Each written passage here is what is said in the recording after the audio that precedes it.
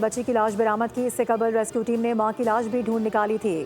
ابتدا میں انتظامیہ نے ڈوبنے کی اطلاع فیک قرار دی تھی، کہا تھا کہ اس مین ہول میں کسی انسان کا ڈوبنا ٹیکنیکلی ممکن نہیں۔ وزیر اعلیٰ مریم نواز ماں اور بچی کے واقعے پر شدید رنجیدہ، انتظامیہ کی غفلت اور لاپرواہی کے خلاف اعلان جنگ کر دیا۔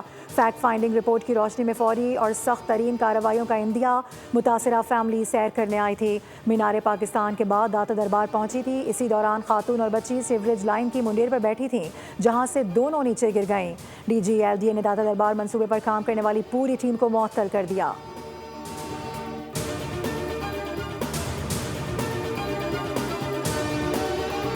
مسلح افواج وطن کی خود مختاری اور علاقائی سالمیت کے دفاع کے لیے ہر وقت تیار ہیں۔ میدان جنگ اور سیکیورٹی چیلنجز سے نمٹنے کے لیے اعلیٰ درجے کی تیاری ضروری ہو چکی ہے۔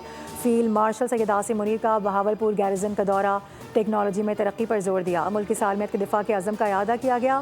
فیلڈ مارشل کو جنگی چیلنجز سے نمٹنے کی تیاریوں پر بریف کیا گیا۔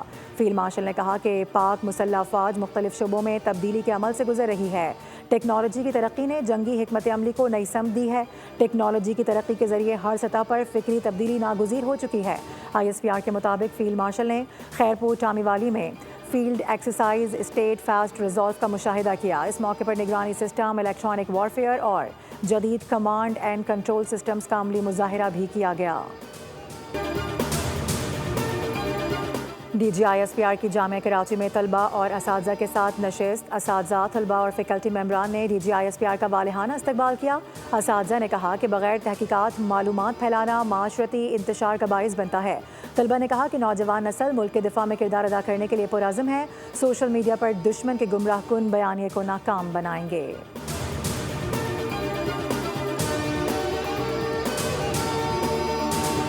بانی پی ٹی آئی مکمل طور پر صحت مند ہیں۔ گزشتہ ہفتے پمز میں بانی پی ٹی آئی کی آنکھوں کا معائنہ کیا گیا۔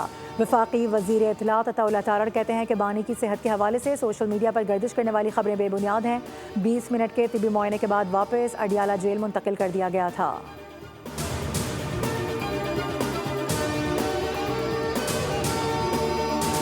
وزیر اعظم شہباز شریف نے نہروں کے معاملے پر اہم اجلاس آج طلب کر لیا۔ سی سی آئی کے فیصلوں کی روشنی میں نہروں کے معاملے پر مشاورت کی جائے گی۔ اجلاس میں نائب وزیر اعظم اسحاق ڈار اور وفاقی وزیر قانون اعظم نذیر تارڑ بھی شرکت کریں گے۔ پیپلز پارٹی نے نئی نہروں کے معاملے پر شدید تحفظات کا اظہار کیا تھا۔ حکومت نے اتفاق رائے کے بغیر کوئی نئی نہر نہ بنانے کا فیصلہ کیا تھا۔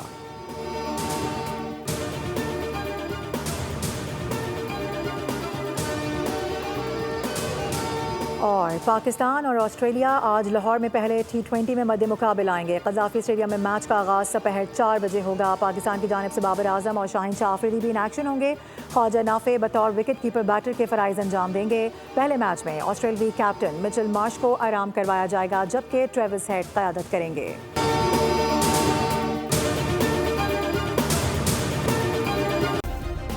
سبسکرائب کریں اور بیل دبائیں تاکہ کوئی خبر رہ نہ جائے۔